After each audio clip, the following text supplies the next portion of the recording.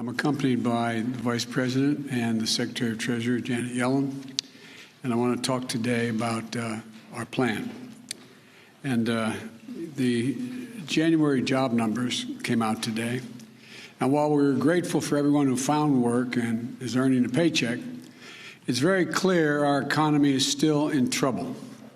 We added just 6,000 private sector jobs in the country last month. Overall, we added 49,000 jobs. And this at a time when we have more than 10 million people out of work. 4 million people have been out of work for 6 months or longer. And 2.5 million women have been driven from the workforce. 15 million Americans are behind in the rental payments. 24 million adults and 12 million children literally don't have enough food to eat. These aren't Democrats or Republicans, they're Americans, and they're suffering. They're suffering not because of anything they did. Through no fault of their own, they're suffering. Once-in-a-century virus has decimated our economy, and it's still wreaking havoc on our economy today. And so much of it is still about the virus. We're still in the teeth of this pandemic. In fact, January was the single deadliest month of the whole pandemic. We lost nearly 100,000 lives. I know some in Congress think we've already done enough to deal with the crisis in the country. Others think that things are getting better and we can afford to sit back and either do little or do nothing at all. That's not what I see. I see enormous pain in this country. A lot of folks out of work. A lot of folks going hungry, staring at the ceiling tonight wondering, what am I going to do tomorrow? A lot of folks trying to figure out how to keep their jobs and take care of their children. A lot of folks reaching the breaking point. Suicides are up. Mental health needs are increasing. Violence against women and children is increasing. A lot of folks are losing hope. And I believe the American people are looking right now to their government for help, to do our job, to not let them down. So I'm going to act, and I'm going to act fast. I'd like to be doing it with the support of Republicans. I've met with Republicans. There's some really fine people who want to get something done, but they're just not willing to go as far as I think we have to go. I've told both Republicans and Democrats that's my preference, to work together. But if I have to choose between getting help right now to Americans who are hurting so badly and getting bogged down in a lengthy negotiation, or compromising on a bill that's up to the crisis, that's an easy choice. I'm going to help the American people who are hurting now. That's why I'm so grateful to the House and the Senate for moving so fast on the American Rescue Plan. Here's what's in that plan. First, it puts $160 billion into our national COVID-19 strategy, which includes more money for manufacturing, distribution, and setting up of vaccine sites, everything that's needed to get the vaccines into people's arms. There's simply nothing more important than us getting the resources we need to vaccinate the people in this country as quickly as possible. So job number one of the American Rescue Plan is vaccines. Vaccines. The second, the American Rescue Plan is going to keep the commitment of $2,000. $600 has already gone out. $1,400 checks to people who need it. This is money directly in people's pockets. They need it. We need to target that money, so folks making $300,000 don't get any windfall. But if you're a family that's a wage earner, each of the parents, one making 30 grand, one making 40 or 50, maybe that's a little more than, well, yeah, they need the money, and they're going to get it. And here's what I won't do. I'm not cutting the size of the checks. They're going to be $1,400, period. That's what the American people were promised. Very quickly, here's the rest of my plan. It has money for food and nutrition so that folks don't go hungry. I think our Republican friends are going to support that. It extends unemployment insurance, which is going to run out on March 13th of this year to the end of September of this year, because we're still going to have high unemployment. It helps small businesses, thousands of whom have had to go out of business. It has money to help folks pay their health insurance. It has rental assistance to keep people in their homes rather than being thrown out on the street. It's got money to help us open our schools safely. There's money for child care, for paid leave. It gets needed resources of state and local governments to prevent layoffs of essential personnel, firefighters, nurses, folks, school teachers, sanitation workers. It raises the minimum wage.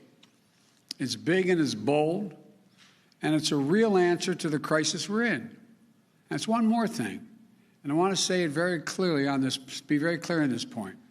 It's better economics.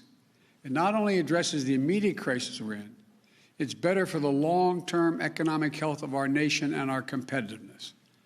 My plan creates more jobs, creates more economic growth, and does more to make us competitive with the rest of the world than any other plan. Don't take my word for it. Just look at what leading economists across the nation have said, and in the world and across the ocean have said. Wall Street investment firm Moody's says if we pass the American Rescue Plan, it will lead to 4 million more jobs than otherwise would be created. The nonpartisan Brookings Institution has looked at the American Rescue Plan and said the GDP will reach pre-pandemic projections by 2021, meaning we'll have recovered by end of 2021. Much sooner, by the way, than if we do nothing. Look, just this week, the Congressional Budget Office projected that if we don't take action, it would take until the year 2025 to return to full employment. There's also a growing chorus of top economists, right, center, left, that say we should be less focused on the deficit and more focused on the investments we make and can make now in jobs, keeping families out of poverty, and preventing long-term economic damage to our nation. The simple truth is, if we make these investments now, with interest rates at historic lows, we'll generate more growth, higher incomes, a stronger economy, and our nation's finances will be in a stronger position as well. And the payoff won't just be in jobs, but in our global competitiveness as well, because we'll be regaining our economic strength faster. So, the way I see it, the biggest risk is not going too big if we go too small. We've been here before.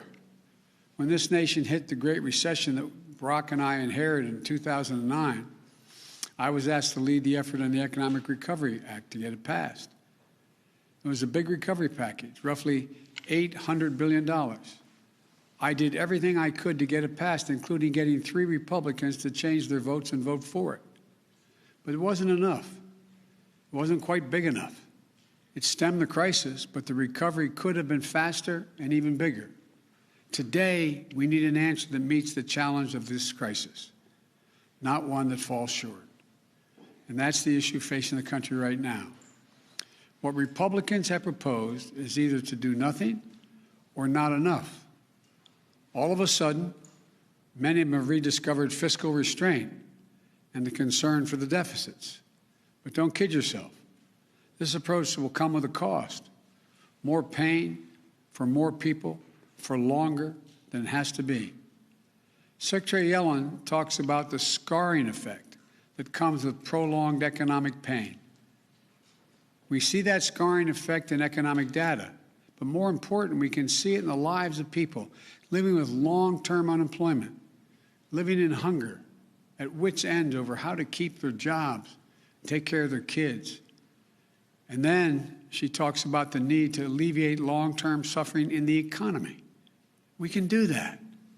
We don't have to wait until 2025 to get back to full employment, which will be the case if we don't do this. Again, independent analysis from places like Moody's on Wall Street, Brookings Institution, the American Rescue Plan could achieve that by the beginning, full employment by the beginning of next year. So to me, This is what this moment comes down to.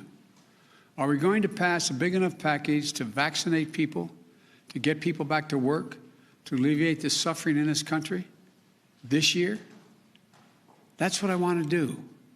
Or are we going to say to millions of Americans who are out of work, many of whom have been out of work for 6 months or longer, who've been scarred by this economic and public health crisis, don't worry, hang on, things are going to get better. We're going to go smaller, so it's just going to take us a lot longer, like until 2025. That's the Republican answer right now. I can't in good conscience do that. Too many people in the nation have already suffered for too long through this pandemic and economic crisis.